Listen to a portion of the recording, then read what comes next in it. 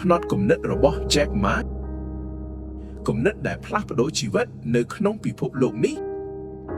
មនុស្សជាច្រើនស្គាល់ឈ្មោះ Jack Ma ថាជាស្ថាបនិកក្រុមហ៊ុន Alibaba ប៉ុន្តែអ្វីដែលធ្វើឲ្យគាត់ក្លាយជាមនុស្សល្បី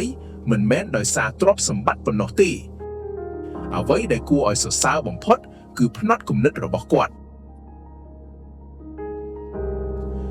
ធ្លាប់បរាជ័យជាច្រើនដងត្រូវបានបដិសេធពីការងាររាប់សិបកន្លែងមិនបានចូលសាកលវិទ្យាល័យតាមការចង់បាន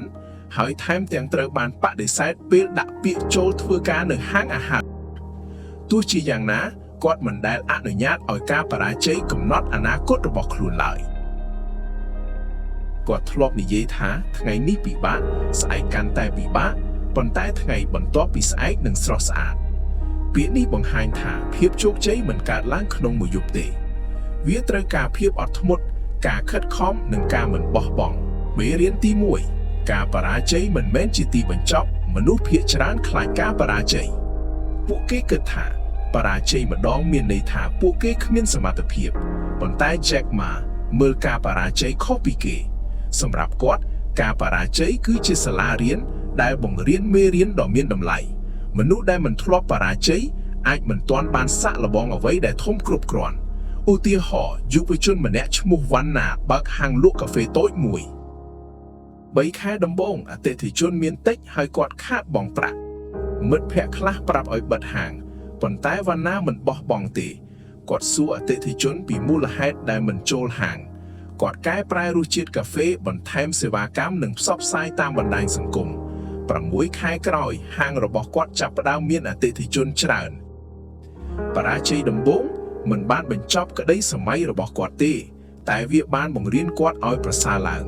មេរៀនទី2ឱកាសស្ថិតនៅកន្លែងដែលអ្នកដទៃមើលមិនឃើញ Jack Ma មិនបានចាប់ផ្ដើម Alibaba ព្រោះគាត់មានលុយច្រើនទេគាត់ចាប់ផ្ដើមព្រោះគាត់ឃើញថាអាជីវកម្មតូចៗជាច្រើនមិនទាន់អាចលក់ផលិតផលតាមអ៊ីនធឺណិតបានមនុស្សជាច្រើនមើលឃើញបញ្ហាហើយត្អូញត្អែតែអ្នកដែលជោគជ័យមើលឃើញបញ្ហាហើយស្វែងរកដំណោះស្រាយឧទាហរណ៍នៅភូមិមួយមានស្ត្រីម្នាក់ចេះធ្វើនំប្រពៃណីឆ្ងាញ់ណាស់ប៉ុន្តែលក់បានតែអ្នកជិតខាងកូនស្រីរបស់គាត់ថតវីដេអូខ្លីៗបង្ហោះលើបណ្ដាញសង្គមមិនយូរប៉ុន្មានការកុម្ម៉ង់មកពីទីក្រុងក៏កើនឡើង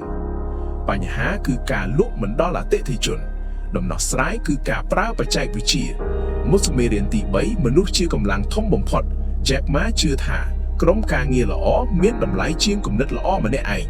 អ្នកដឹកនាំល្អមិនមែនជាអ្នកធ្វើការគ្រប់យ៉ាងទេប៉ុន្តែជាអ្នកអាចលើកទឹកចិត្តនិងអភិវឌ្ឍមនុស្សជុំវិញខ្លួនឧទាហរណ៍ម្ចាស់ហាងលក់សម្លៀកបំពាក់ម្នាក់តែងតែស្ដីបន្ទោសបុគ្គលិកលទ្ធផលបុគ្គលិកឈប់ការងារជាបន្តបន្ទាប់ក្រោយមកគាត់ផ្លាស់ប្ដូរវិធីដឹកនាំគាត់ចាប់ផ្ដើមស្ដាប់យោបល់បង្រៀនជំនាញនិងលើកទឹកចិត្ត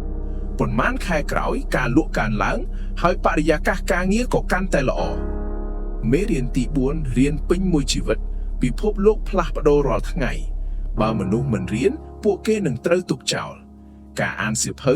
ការស្ដាប់បទពិសោធន៍ការរៀនជំនាញថ្មីនិងការអនុវត្តជាប្រចាំគឺជាវិធីធ្វើឲ្យខ្លួនរីកចម្រើនឧទាហរណ៍និស្សិតម្នាក់រៀនជំនាញទីផ្សារ Digital ដោយខ្លួនឯង1ម៉ោងក្នុងមួយថ្ងៃ1ឆ្នាំក្រោយគាត់អាចទទួលបានការងារល្អនិងមានចំណូលខ្ពស់ជាងមុនសារសំខាន់ជីវិតរបស់ Jack Ma បង្ហាញថា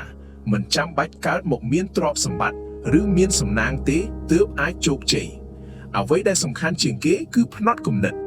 បើអ្នកហ៊ានសុបិនហ៊ានចាប់ផ្ដើមហ៊ានរៀនពីកំហុសហើយមិនបោះបង់ទោះបីជាផ្លូវខាងមុខពិបាកយ៉ាងណាក៏ដោយ